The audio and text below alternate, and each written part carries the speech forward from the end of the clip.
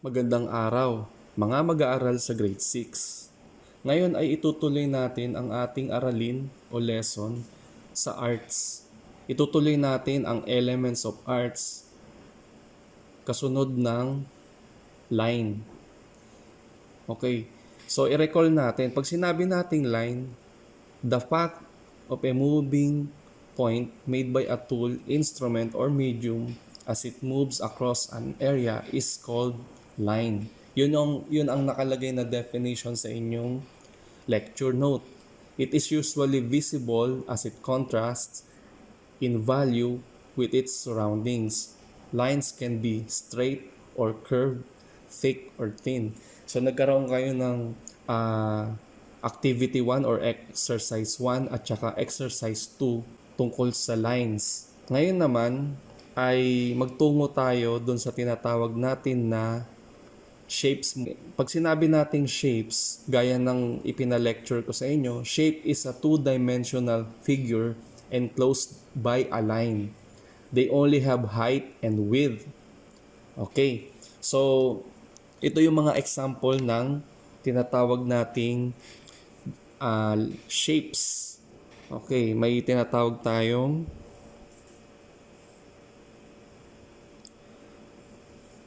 okay. So ito square. Okay. May tinatawag tayong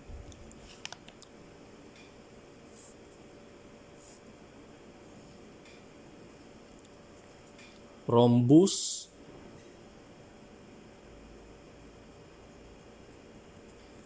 May tinatawag tayong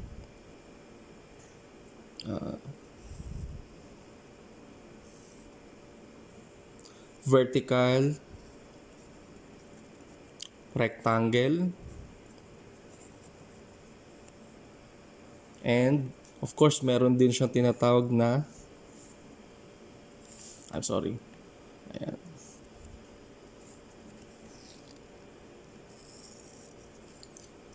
horizontal rectangle. Okay. So, kung mapapansin nyo, dito sa mga ginuhit kong shapes, ay combination lang siya ng straight lines na vertical at horizontal.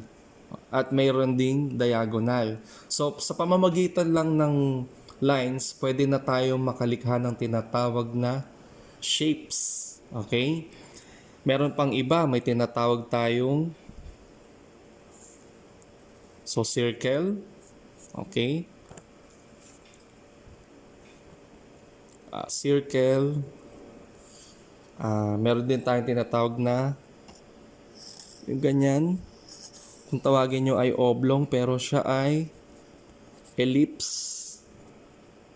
Okay? And then may tinatawag din tayong, pwede rin natin sabihin na yan, semicircle. Okay. So ngayon naman, combination ng curved lines, regular curved lines. Ito, combination ng regular curved line at saka isang horizontal line. So ganyan gumawa ng tinatawag na shapes. Okay. So, ganyan ang gagawin nyo ngayon. Gamit ang lapis at bond paper na hindi kayo gumagamit ng guiding tools like ruler or anything na makakapaglikha ng straight lines na perfect o kaya ng curved line na perfect. So, hindi kayo gagamit na freehand uli. Okay? So, ito yung mga shapes na ipe-perform ninyo. So, maglalagay ako ng kopya nito as an attachment doon sa inyong classwork. So, ito yung kokopyahin ninyo. Ayan. Okay. So, ang tawag natin sa mga ito, yan, lahat ng yan, ay geometrical shapes.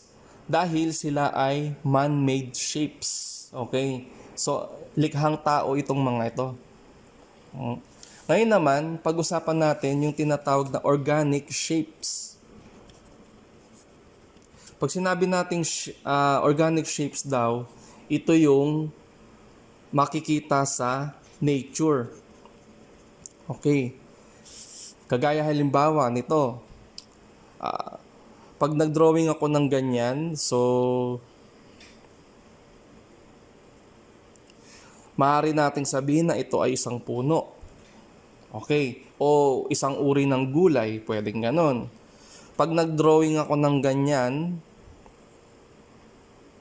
maaaring ito ay isang uri ng prutas. Pero kung mapapansin nyo, hindi ako naglagay ng kahit anumang detalye sa kanya. Kasi nga, shapes lang siya. Hindi siya yung, wala pa tayo dun sa tinatawag na form. Pag form, meron na siyang detalye. Okay. So, halimbawa, gumawa ako ng